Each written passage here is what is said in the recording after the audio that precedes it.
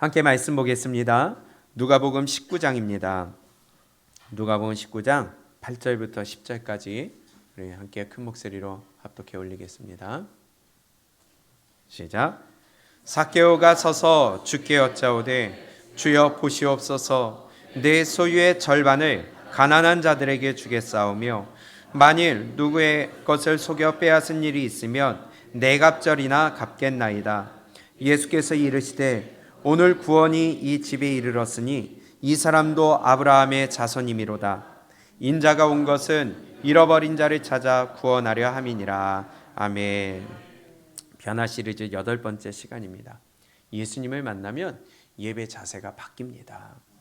오늘 마지막으로 변화 시리즈를 좀 마치려고 합니다. 예배 자세가 바뀐다는 것은요, 단지 우리가 지금 앉아있는 이 자세만을 얘기하는 것이 아닙니다. 가장 근본적인 것은 예수님을 만나면 예배를 대하는 우리의 태도가 바뀐다는 거예요. 우리의 마음이 바뀐다는 겁니다. 근데 예수님을 만나지 못하니까 예배가 가벼워지는 겁니다. 무시되는 겁니다.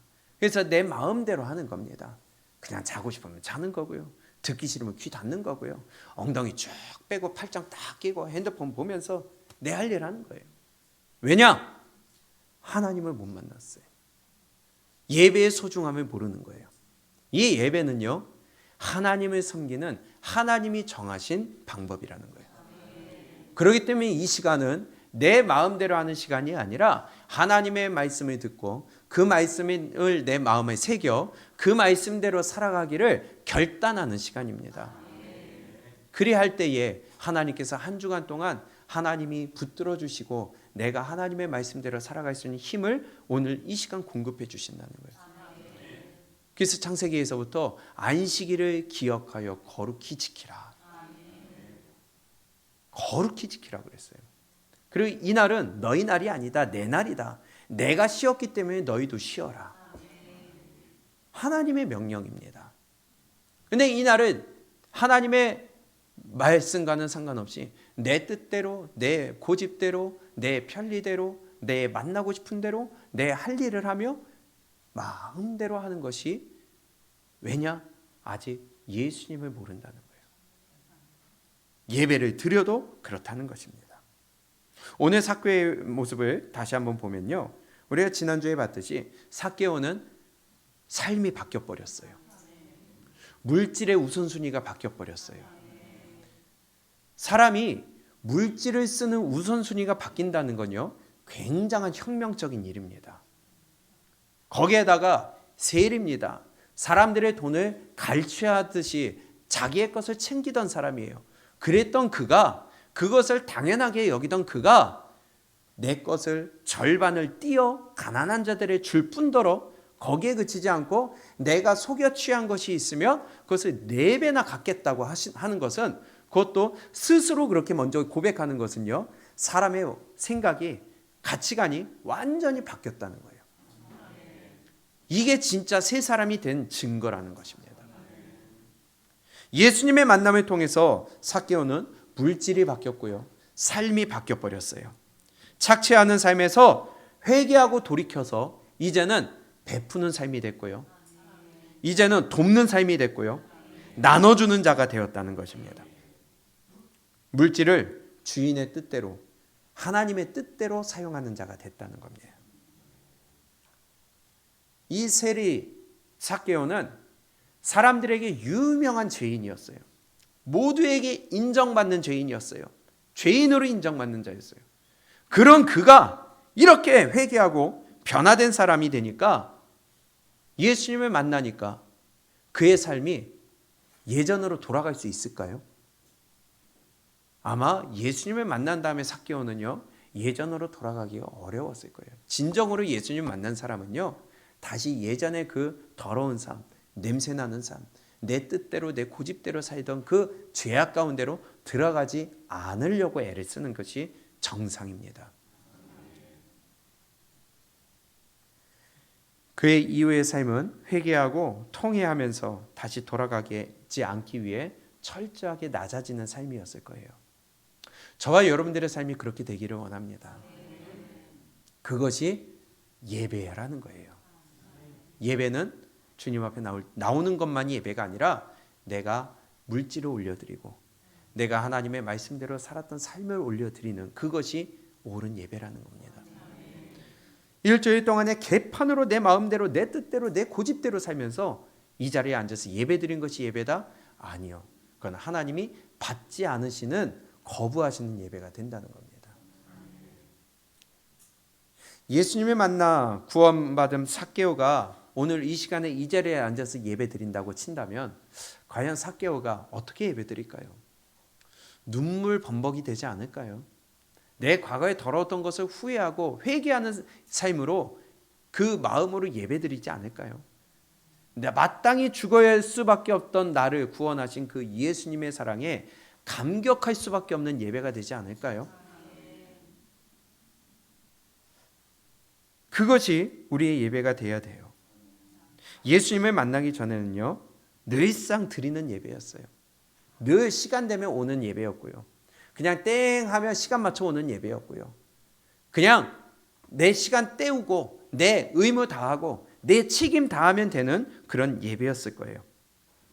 어쩔 수 없이 맡은 것이 있어서 시간이 되면 오고 봉사 안 할 수가 없으니까 봉사하고 또 오기 싫은데 억지로 끌려오든지 이것이 예수님을 만나기 전에 예배를 대하는 태도라는 겁니다.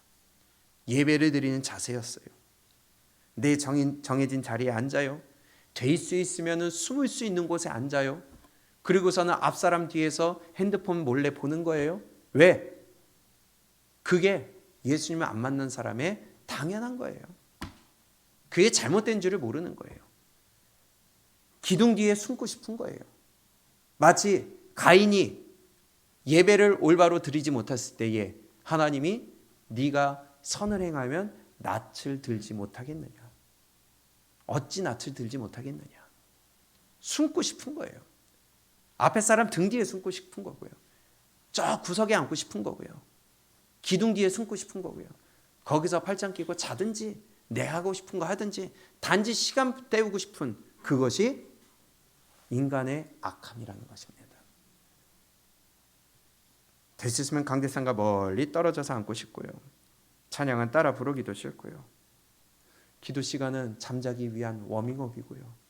설교 시간은 이제 푹 자기 위한 위대한 위로의 시간이고요. 모든 것이 귀찮고 짜증나고 불만투성이인 것이 바로 예수님 만나기 전에 예배를 대하는 자세라는 겁니다. 근데 어느 교회나 마찬가지예요. 크든지 작든지 많든지 적든지 예수님 만나기 전에는요, 이게 모든 사람들의 공통이에요. 그런데 예수님을 만나고 나니까 예수님 앞에서 내 죄가 보이고 나니까 내 모습이 보이고 나니까 예배를 대하는 자세가 달라지더라는 거죠. 어찌 주님 앞에 나오는 것이 두렵지 않을 수가 있겠어요? 어찌 낮아지지 않을 수가 있겠어요? 어찌 고개 뻣뻣하게 쳐들고서 내 마음대로 살았던 것을 뻣뻣하게 쳐들고 앉아 있을 수가 있겠어요? 회개하고 통회하며 자복하는 마음으로 예배를 드리는 것이 예수님을 만난 자의 올바른 변화된 자세다라는 것입니다. 우리가 다 경험하고 있는 거잖아요. 내 죄를 사해 주신 그 하나님의 은혜에 예수님의 은혜에 감격하지가 않을 수가 없어서 찬양을 부를 때에 그 가사 하나하나가 내 고백이 되고 앞에서 대표 기도할 때에 그 고백이 나의 기도가 되며 말씀 하나하나가 아프지만 그것을 통하여 내 영혼이 소생하는 그 생수가 흐르는 체험을 하게 되고요. 어떻게 감히 줄 수가 있겠어요? 예수님을 만나면 그래서 예배를 대하는 자세, 내 태도, 내 모습이 달라질 수밖에 없다는 것입니다. 내 더러운 모습이 보이니까 그 악한 죄를 예수님 대신 죽으심으로 말미암아 내가 살아난 것을 감사하지 않을 수가 없어요. 십자가의 사랑을 알고 나면 진작에 내가 왜 순종하지 않았을까? 진작에 왜 내가 무릎 꿇지 않았을까? 내 마음대로 살았던 거, 내가 더 순종하지 못했던 거, 그것을 회개할 수밖에 없고 부끄럽고 죄송하니까 하나님 앞에서 내 가슴을 치며 예배드리게 되는 겁니다. 이게 예배를 대하는 올바른 자세가 된다는 거예요. 그래서 시편 기자가 이렇게 얘기합니다. 다윗이죠. 시편 51편입니다. 하나님은 어떤 자의 예배를 찾으실까? 시편 51편 17절 말씀입니다. 함께 읽어봅니다. 시작. 하나님께서 구하시는 제사는 상한 심령이라. 하나님이여 상하고 통회하는 마음을 주께서 멸시하지 아니하시리이다. 아멘. 하나님이 찾으시는 제사는 어떤 제사를 찾으신다고요? 상한 심령으로 나오는 그 사람의 제사를 하나님이 찾으신다는 거예요. 통회하고 자복하는 심령으로 나오는 자의 예배를 찾으신다는 거예요. 그렇게 예배드린 자를 찾으신다는 거예요. 십자가 앞에서 내가 발견이 되니까 내 죄가 보이는 거예요. 내 악함이 보이는 거예요. 내 더러움이 보이는 거예요. 그러니 상하고 통회하는 마음으로 내 가슴을 찢으며 주님 앞에 엎드려 예배드리지 않을 수가 없는 거예요. 근데 내 더러운 모습이 안 보여. 내가 어때서? 그게 뭐 어때서? 내가 이것 좀 안 했는가 어때서? 고개 빳빳하게 쳐들고 예배 드리는 거예요. 하나님이 그런 사람의 예배를 찾으실까? 받으실까?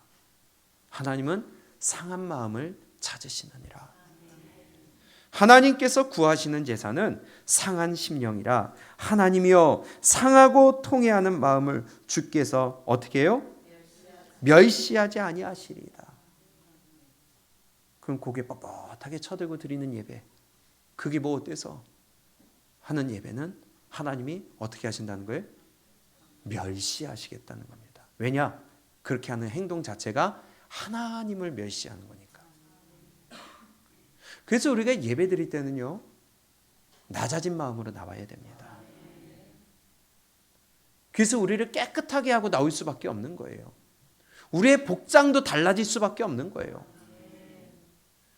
평소 때는 몰라도요, 그래도 주일날 하나님 앞에 나오는데 어찌 추리닝 하나 입고 나올 수 있겠어요? 그건 아니죠.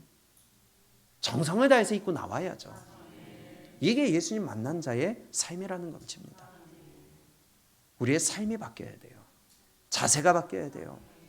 근데 그렇지 않더라도 힘을 쓰면 하나님이 또 그러한 자를 만나 주시더라는 것입니다. 하나님께서 구하시는 제사는 상한 심령이라. 우리가 하나님 앞에 통회하고 자복하며 낮아지고 겸손한 마음으로 주님 앞에 예배 드릴 수 있기를 원합니다. 주님 앞에 예배 드릴 때 상하고 통회하는 마음으로 나오는 자를 찾으신대요. 내 죄를 그분 앞에 정직하게 드러내는 자의 예배를 찾으신대요. 하나님, 지난 한 주간 동안에 내가 들은 말씀이 이거였는데 이렇게 순종하지 못한 것 하나님 용서하여 주시옵소서. 근데요, 예수님을 중요하게 생각하지 않으니까 한 주간 동안에 지난주에 뭘 들었는지조차 몰라. 새긴 거 없으니까. 다 빼앗기니까. 순종하지 못했던 지난 한 주간 동안의 삶을 통회하면서 자복하는 자의 예배를 하나님이 찾으십니다. 오늘 이 시간이 하나님이 찾으시는 그 예배, 그 예배자 여러분들이 되시기를 바랍니다. 그런 나를 예수님의 피로 사해 주시고 그 은혜에 감사하면서 드리는 그런 자의 예배. 그래서 우리는 구도자의 예배가 되어야 돼요. 하나님 앞에 낮아진 자의 예배가 되어야 돼요. 회개하고 통회하는 자의 예배가 되어야 돼요. 예배 드리면서 회개도 없어요. 낮아짐도 없어요. 그러면서 당당하게 고개 들고 아니면 고개 숙이고 자며 졸며 딴짓하며 내 뜻대로 마음에 안 든다고 그냥 내 마음대로 드리는 그런 예배, 그것은요, 이스라엘 백성들이 40년 동안 광야에서 제사를 드렸지만 그것은 누구에게 드린 거다? 마귀에게 드린 것이라고 성경은 우리에게 말씀하고 있다는 것입니다. 시편 34편을 볼까요? 동일하게 말씀합니다. 시편 34편 18절입니다. 시작. 여호와는 마음이 상한 자를 가까이 하시고 충심으로 통회하는 자를 구원하시는도다. 아멘. 누구에게 가까이 하신다고요? 마음이 상한 자에게 하나님을 가까이 하신대요. 주님 앞에 나올 때에 낮아진 마음으로 나오는 자에게 하나님이 가까이 하신대요. 충심으로 통회하는 자를 구원해 주신대요. 주님 만날 생각조차도 없고요. 회개할 생각조차 없고요. 회개 자체를 모르고요. 왜? 내가 주님 앞에 잘못한 게 없다고 생각하니까. 예수님의 은혜를 모르니까. 근데 예배드리며 만났다고 하고 하나님을 믿고 섬긴다고 하는 자 중에 많은 자들이 이런 예배를 드린다는 겁니다.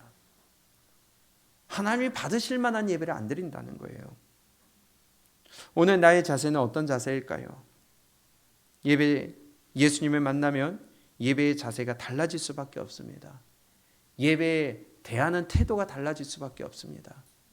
이 자세라는 것은 내 어떤 외적인 앉아있는 자세만을 얘기하는 것이 아니라 내 마음도 포함되는 것이죠. 하나님 앞에서의 내 예배드린 마음이 어떤 마음입니까?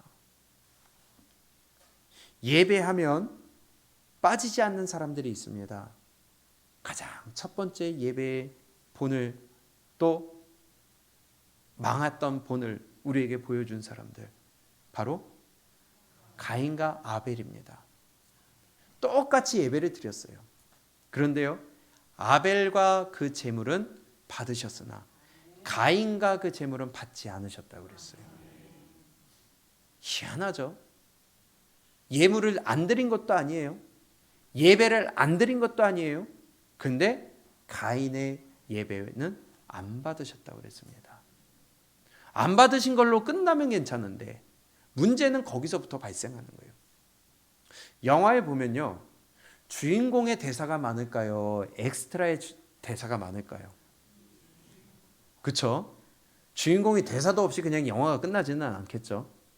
창세기 4장을 보면요, 아벨의 제사는 하나님이 받으셨고 가인의 제사는 받지 않으셨는데, 아벨은요 대사 한마디 없이 그냥 잠깐 출연했다가 얻어맞고 그냥 퇴장해버려요.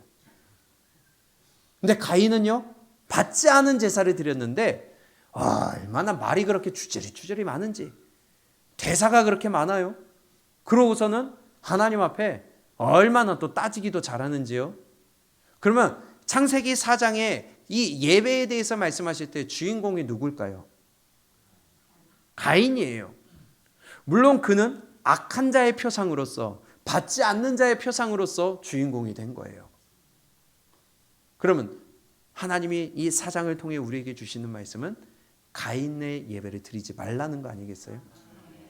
주인공처럼 하지 말라는 거 아니겠어요? 근데 예배가 연락이 되지 않았어요. 그러니 나타나는 현상이 뭐예요? 분이 나요. 성이 나요. 죽여요. 이게 예수님을 안 만나고 드리는 예배 드리는 자의 모습이라는 겁니다. 억지로 끌려오니까 짜증이 나는 거예요. 예배 안 드릴 수는 없으니까 화가 나는 거예요. 그러니 막 분이 나는 거예요. 그러면서 왜 이렇게 또 하라는 건 많은지, 하지 말라는 건 많은지. 그쵸? 그게 싫은 거예요. 짜증이 나. 그러니까 말이 막 나가. 그러니 나오는 게 뭐예요? 옆에 있는 사람을 죽이는 겁니다. 그 영혼의 마음을 상하게 해요. 짜증나서 막 내뱉어요. 예배 드리고도. 그러니 그 말로 인하여 옆에 있는 사람들을 다 죽여요. 마음 상하게 해요. 이게 가인의 예배인 거예요. 우리 가운데도 동일하게 나타날 수 있다는 것입니다. 집에 가면서 차 안에서 싸우고요. 밥 먹으면서 싸우고요. 솔직한 아멘이죠.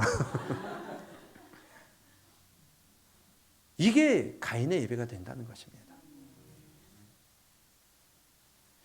그래서 하나님이 경고까지 하시잖아요. 네가 분하면 무슨 일이냐? 너는 죄를 다스릴지니라. 그래도 하나님이 그 가인 살려보려고 경고하는 겁니다. 하지 마. 화내지 마. 짜증내지 마. 분내지 마. 하나님이 알려주시는데도 계속 예배대로 짜증내는 거예요. 지 마음에 안 든다는 거예요. 지 기준에 안 맞다는 거예요. 가인이 한 번 예배가 연락되지 않아서 그랬어요? 단지 제사 한 번 드렸고 죽었을까요?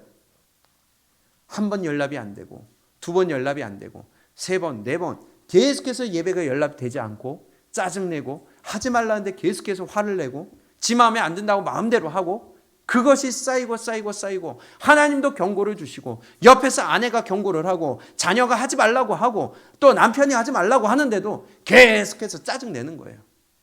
그럼 결국은 사고 치잖아요. 결국은 죽이는 사건이 다 발생하는 겁니다. 안 들어요. 하나님이 하지 말라고 그러는데 계속 지 마음대로, 지 감정대로. 예수님을 안 만나니까.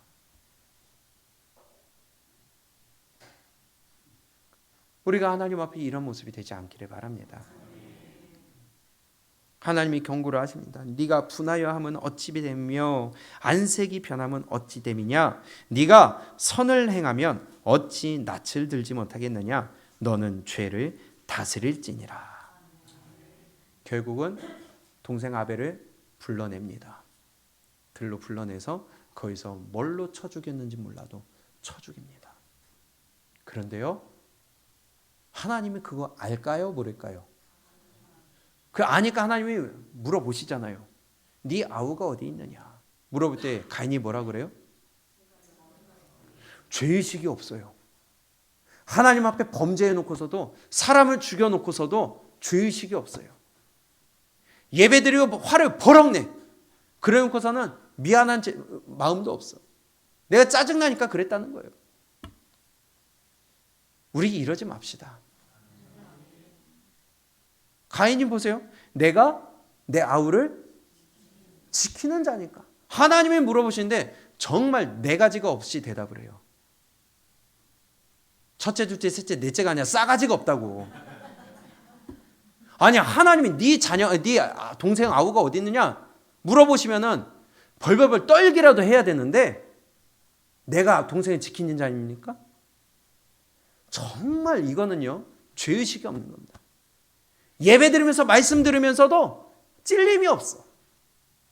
하나님의 말씀에 나를 돌이키려고 하는 마음이 없어. 가인의 제사입니다. 가인의 제사. 한 주간 동안 그래도 그 말씀 붙들고 살아가려고 하는 마음이 없어. 가인의 제사입니다. 오늘 이 자리에서 올려드린 예배가 가인의 제사가 되지 않기를 원해요. 네 아우가 어디 있느냐? 몰라요. 정말 네 가지가 없습니다. 죄의식도 없고요. 찔림도 없고요. 어쩌라고? 내 마음에 안 드는데 어쩌라고? 이게 무슨 말이냐? 평소 가인이 예배를 대하는 자세라는 겁니다. 예배를 대할 때에, 하나님을 대할 때에 내가 낮아지고 겸손한 마음이 있고 그래도 그분 앞에 내가 순종하려고 마음이 조금이라도 있다면요, 하나님의 말씀이 들릴 때에 나를 낮춥니다. 조금이라도 믿음이 있는 사람이라면 그래도 회개합니다. 그런데요, 이 가인 같은 자는요, 어쩌라고? 자기의 것이 그대로 그냥 나타내는 거예요. 내가 동생을 지키는 자 아닙니까? 이게 평소에 가인의 삶의 태도라는 거예요. 예배 태도라는 거예요. 아무리 목사가 얘기해도 그냥 내 마음대로 하는 거예요. 성경을 보여줘도 내 마음대로 하는 거예요. 어쩌라고? 그게 예배를 대하는 자세라는 겁니다. 여러분들은 어떻습니까?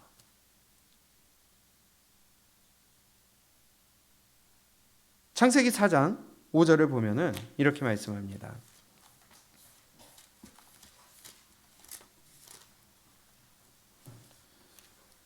함께 읽어봅니다. 시작. 가인과 그의 재물은 받지 아니하신지라 가인이 몹시 분하여 안색이 변하니. 어땠다고요? 몹시 분하여 안색이 변하니. 예배드리는데 늘 화가 나 있어. 예배드리려고 하는데 늘 짜증나고 있어. 건들기만 하면 폭발할 직전이에요. 가인의 예배라는 겁니다. 하나님이 분명히 너는 죄를 다스릴지니라 경고하셨는데도 여전히 짜증, 불만, 화가 충만해 있어요. 짜증이 충만해요. 그러다 결국 사고 치는 겁니다. 죽여놓고도 죄의식이 없어요. 내가 아우를 지키는 자니까? 이것이 가인의 예배 태도를 대변하고 있는 말입니다. 몹시 분하여 안색이 변하니. 예배 드린다고 앉아있지만 아벨의 예배 자세가 있을 수가 있고요, 가인의 예배 자세가 있을 수 있습니다. 예배 태도라고 해서 아까 말씀드린 것처럼 우리의 앉아있는 모습만 얘기하는 것이 아니라 우리의 마음의 자세, 말씀을 대하는 자세, 하나님 앞에 내 영혼의 자세, 영적 자세, 이것이 더 중요한 거 아니겠어요? 왜 예배 드려놓고 왜 화를 냅니까? 짜증내고 분을 내고요, 싸우고요.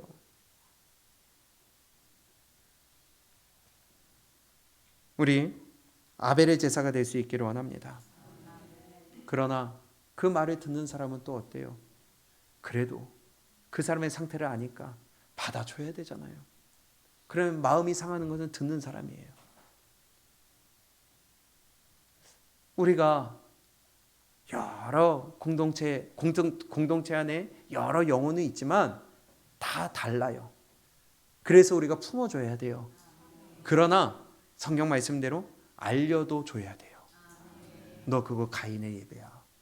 너 그러다 죽어. 받아줄 건 받아주지만 내가 거기다 대고 서로 싸워서도 안 되겠지만, 그러나 그 영혼을 진짜 사랑한다면 알려주시기를 바랍니다. 예배 드려놓고 다 예배 드려놓고 죽을 짓 하면 안 되잖아요. 요한일서를 보면 이 가인의 삶에 대해서 이렇게 얘기합니다. 요한일서 3장 10절입니다. 성경은 우리에게 정확하게 말씀하고 있다는 거예요. 내가 아우를 지키는 자니까 그 말 한마디에 모든 고백이 들어있고 자세가 들어있고요, 그 말 한마디가 자기를 대변하는 것인데 성경은 또 이렇게 얘기한다는 거예요. 10절입니다. 시작. 이러므로 하나님의 자녀들과 마귀의 자녀들이 드러나나니 무릇 의를 행하지 아니하는 자나 또는 그 형제를 사랑하지 아니하는 자는 하나님께 속하지 아니하니라. 우리는 서로 사랑할지니 이는 너희가 처음부터 들은 소식이라. 가인같이 하지 말라. 그는 악한 자에게 속하여 그 아우를 죽였으니 어떤 이유로 죽였느냐? 자기의 행위는 악하고 그의 아우의 행위는 의로움이니라. 아멘. 가인을 가리켜서 이렇게 얘기합니다. 그 앞에 누구를 얘기하느냐? 하나님의 자녀들과 마귀의 자녀들을 분별할 수 있다는 거예요. 마귀의 자녀들도 예배 드립니다. 아멘. 이 자리에 앉아 있어도 마귀의 자녀가 될 수 있다는 거예요. 그런데 하나님이 받으시는 예배는 하나님의 자녀들의 예배를 받으신다는 거예요. 예배를 드렸어요. 가인도 예배를 드렸어요. 근데 가인은 누구한테 속한 자예요? 마귀에게 속한 자예요. 그러니 이 자리에서 예배를 드려도 마귀에게 속한 자가 될 수 있다는 거예요. 예배를 드렸어요. 악한 자에게 속했다고 그랬어요. 그의 행위가 어땠다고 그랬어요? 행위가 악했다. 하나님의 말씀과 상관없는 삶이었다. 가인의 삶을 한마디로 이렇게 얘기해요. 예배를 대하는 태도를 한마디로 이렇게 설명하는 거예요. 그리고 그는 누구의 자녀다?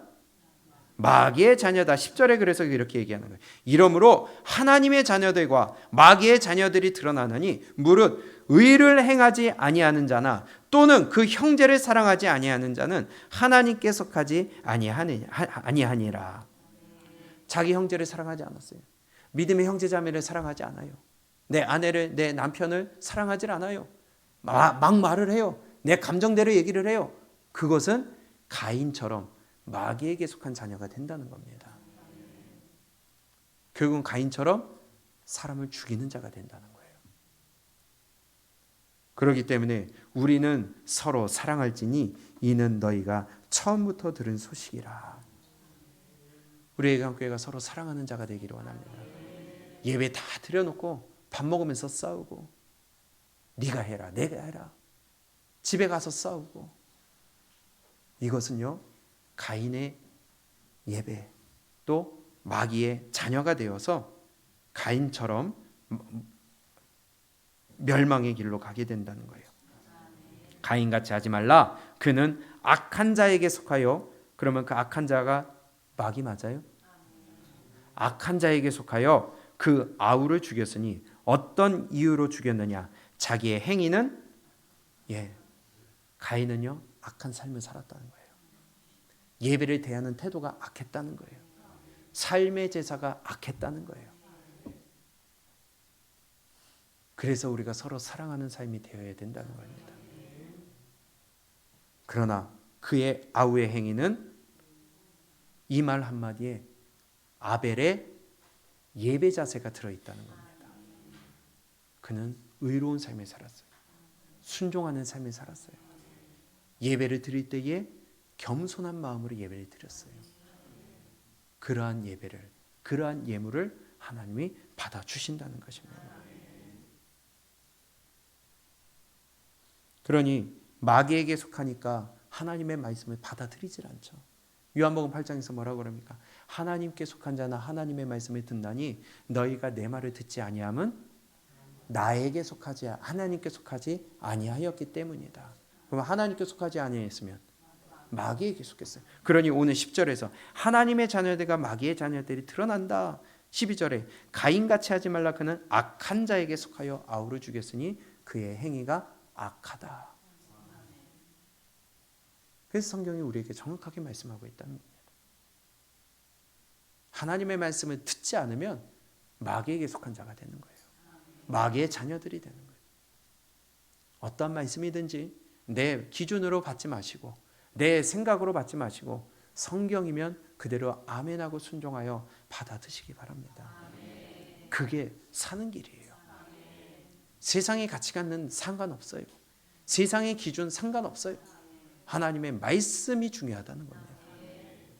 삭개오가 이랬다는 겁니다. 예수님을 만났어요. 예수님을 만나니까 삶이 변하고 물질이 변했어요. 삶이 변하니까 회개를 하고 돌이켜서 내 재산의 절반을 띄어서 가난한 자들에게 주는 삶으로 바뀌었다는 거예요. 회개하니까 내가 뺏은 것이 있으면 4배나 갚겠다는 거예요. 물질이 바뀌고 삶이 바뀌었어요. 그러니 예수님이 뭐라고 확인시켜줘요? 이는 아브라함의 자손임이라. 갈라디아서 3장 29절에 뭐라고 그럽니까? 아브라함의 자손은 예수님께 속한 자는 아브라함의 자손이다. 누구에 속한 자요?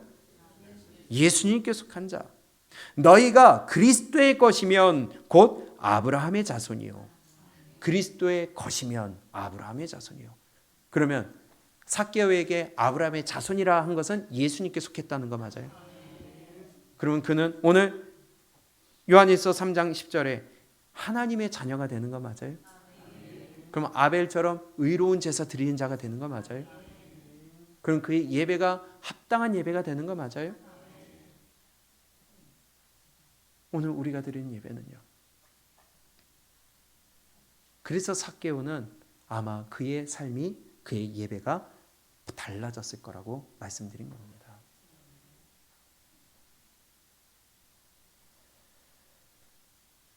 하나님께 속했다. 하나님의 자녀라는 것입니다. 삶이 변했어요. 태도가 변했어요. 예배가 변했어요.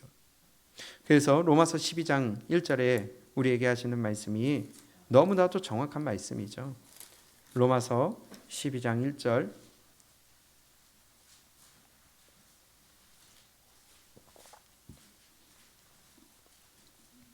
이번 주 우리가 암송할 말씀입니다. 시작. 그러므로 형제들아 내가 하나님의 모든 자비하심으로 너희를 권하노니 너희 몸을 하나님이 기뻐하시는 거룩한 산제사로 드리라. 아멘. 하나님의 모든 자비하심으로 너희를 권하노니 이렇게 하라는 거예요. 너희 몸을 하나님이 기뻐하시는 거룩한 산제물로 드리라. 우리의 몸을, 우리의 삶을, 한 주간 동안의 삶을, 순간순간의 삶을 하나님 앞에 올려드리는 산제사로, 제물로 드리라는 거예요. 구약시대 때 제사 드릴 때에 제물을 가져옵니다. 근데 이것이 흠 있거나 점 있거나 상했거나 그러면 가져오지 말라고 그랬어요. 받지 않으신다고 그랬어요. 그럼 우리의 몸을 하나님이 기뻐하시는 거룩한 산 제물로 드리라는 것은 깨끗하라는 거죠. 흠이 없으라는 거죠. 한 주간 동안의 삶이 중요한 거예요. 그래서 내 마음대로 내 뜻대로 개판으로 살다가 하나님과 상관없이 살다가 일주일 내내 하나님과 거리 두고 살다가 주일이니까 와서 예배 드린다? 아니라는 거예요. 아니라는 거예요. 그건 가인의 제사가 돼서 악한 자의 삶이 된다는 거예요. 그건 올바른 예배의 태도가 아니라는 거예요. 너희 몸을 하나님이 기뻐하시는 거룩한 산 제물로 드리라. 이번 한 주간 동안 싸우시기 바랍니다. 내가 산 제물이 되기 위해, 받으실 만한 산 제물이 되기 위해 이번 한 주간 동안 한번 싸워보세요. 그래서 그 승리의 소식을 가지고 다음 주에 와보세요. 그리할 때에 하나님이 주시는 은혜가 달라진다는 거예요. 그렇기 때문에 이어서 하신 말씀이 2절이에요. 너희는 이 세대를 본받지 말고 오직 마음을 어떻게 해요? 새롭게 함으로 변화를 받아 하나님의 선하시고 기뻐하시고 온전하신 뜻이 무엇인지 분별하도록 하라. 이 시대의 풍조를 따라가는 삶은 하나님 앞에 받으실 만한 산 제물이 되는 거예요? 안 되는 거예요? 안 되는 거예요. 그래서 우리는 세상의 가치관으로 살아가면 안 된다는 겁니다. 하나님의 말씀대로 살아가야 돼요. 그걸 분별하라는 것입니다. 요한복음 4장에서 수가성 여인을 만납니다. 그리고 예수님이 그 여인에게 하시는 말씀이 예배에 대해서 말씀하셨는데 23절에 보니까요. 시작. 아버지께 참되게 예배하는 자들은 영과 진리로 예배할 때가 오나니 곧 이때라. 아버지께서는 자기에게 이렇게 예배하는 자들을 찾으시느니라. 아멘. 누구를 찾으신다고요? 이렇게가 어떤 거예요? 참되게 또 영과 진리로. 우리 예전 성경에는 신령과 진정으로 영으로 마음을 다하여 드리는 그 예배. 예수님을 내가 만났으면 어떻게 간절해지지 않을 수가 있겠어요? 어떻게 내가 낮아지지 않을 수가 있겠어요? 그 영과 진리로 드리는 그 예배를 하나님이 찾으신대요. 가만 보니까요. 아까 시편 51편에서 봤던 것처럼 하나님이 찾으시는 제사는 상한 심령이라. 그러면 그 상한 심령이 영과 진리로 예배 드린 거 맞아요? 내가 낮아진 마음을 드리는 게 영과 진리로 예배 드린 거 맞아요? 하나님은 그 예배를 찾으신다. 그래서 예배 드릴 때마다 회개가 있어야 되는 겁니다. 그 말씀 앞에 내가 나를 쳐서 복종시켜야 되는 것이 있어야 되는 겁니다. 그것이 상한 마음 갖고 나오는 거예요. 마음이 이리저리 찢겼어요. 그 마음 가지고 하나님, 내가 그래도 이 상처는 말씀을 지키기 위해 내가 세상에서 얻은 상처 가지고 나옵니다. 그 낮아진 마음, 그 간절함, 그 갈급함, 그 예배에 대한 갈급함이 예수님을 만난 자에게는, 십자가 아래서 나를 발견한 자에게는 그 갈급함이 자연스럽게 생길 수밖에 없어요. 그렇기 때문에 24절에 하나님은 영이시니 예배하는 자가 영과 진리로 예배할지니라. 우리의 예배가 영과 진리로 상한 심령으로 하나님 앞에 올려드린 예배가 되기를 원합니다.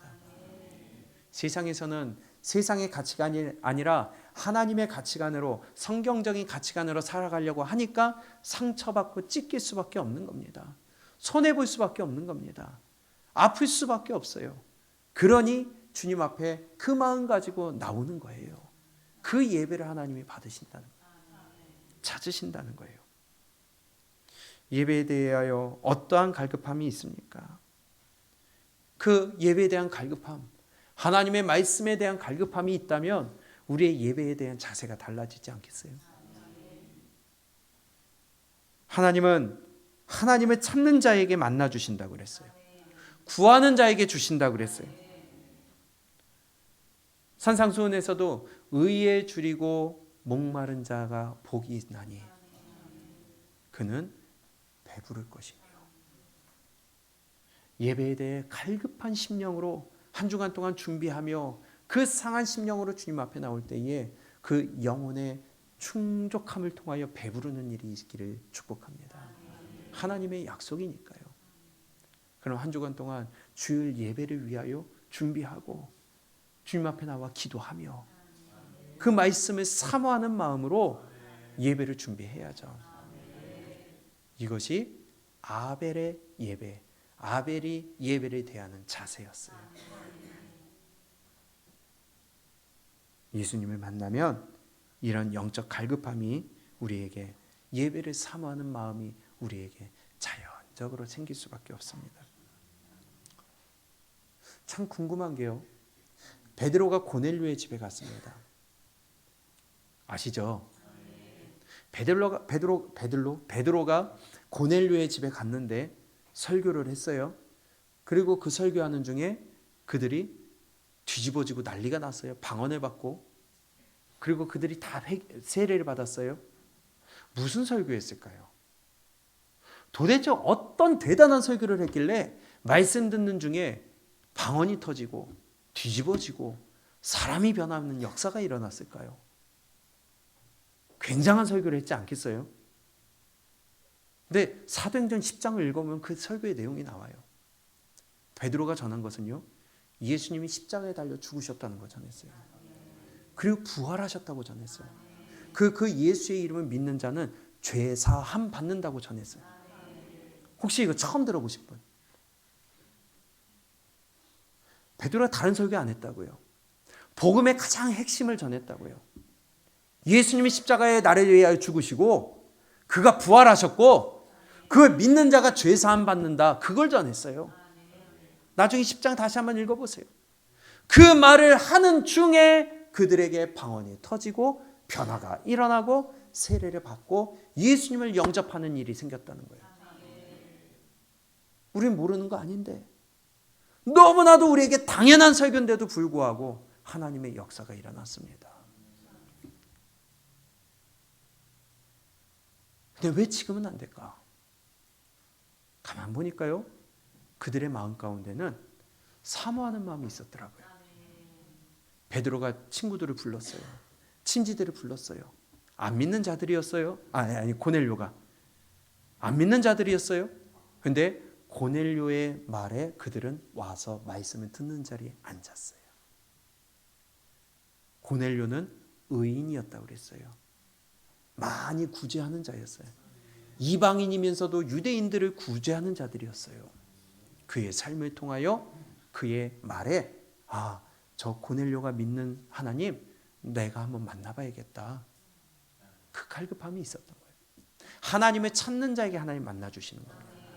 구하는 자에게 하나님 주시는 겁니다. 그러면 오늘도 이 자리에서 고넬료의 가정에 그 변화가 일어났던 그 변화가, 그 놀라운 기적이, 그 놀라운 회심이 있는 것은, 있어야 된다는 것은 먼저 우리 마음 가운데 또 구하는 마음이 있어야 돼요. 낮아진 마음이 있기를 바랍니다. 여러분들의 마음이 식었습니까? 다시 주님을 사모하는 마음이 있기를 원합니다. 다시 주님 앞에 낮아지고 무릎 꿇는 여러분들의 낮아진 마음이 있기를 원합니다. 그리할 때에 예배가 갈급함이 생기고 영적인 갈급함이 생기며 예배를 통하여 주님을 만나고 싶은 그 사모함이 하나님이 부어주시겠다는 겁니다. 어디 가서도 되는 게 아니에요. 어디 가서 받아오는 것은요, 일시적인 거예요. 중요한 것은 내 교회에서, 내 자리에서, 여기서 안 하면 밖에서도 안 돼요. 그거는 일시적인 거예요. 우리는 하나님 앞에서 우리의 갈급함과 낮아짐과 겸손함과 십자가 앞에서 내가 발견될 수 있기를 바랍니다. 그 십자가 앞에 엎드렸던 사람 중에 여러분들이 있기를 바라요. 늘 우리가 듣던 말씀, 알고 있는 그 말씀, 죄사함에 대해서 전했는데도 그들은 바뀌었다는 것입니다. 우리 죄사함 받으시기를 원합니다. 다시 우리 회개하고 돌이키기를 원합니다. 예배에 대한 자세가 바뀌어야 돼요. 가인의 예배가 아닌 받으실 만한 아벨의 제사가 되기를 원합니다. 가인처럼 마귀의 자녀로서가 예배드리는 불쌍한 자가 아니라 아벨처럼 하나님의 자녀로서 받으실 만한 예배가 되기를 원해요. 예배드리고 나서 가인처럼 분내고 짜증내고 남들을 죽이는 자가 아니라 사랑하고 품는 자가 되어서 예배에 대한 태도가, 삶의 태도가, 예수님에 대한 태도가 우리의 마음이 바뀌는 그러한 예배자가 되시기를 주님의 이름으로 축복합니다. 형제들아, 내가 하나님의 모든 자비하심으로 너희를 권하노니 너희 몸을 하나님이 기뻐하시는 거룩한 산제사로 산제물로 드리라.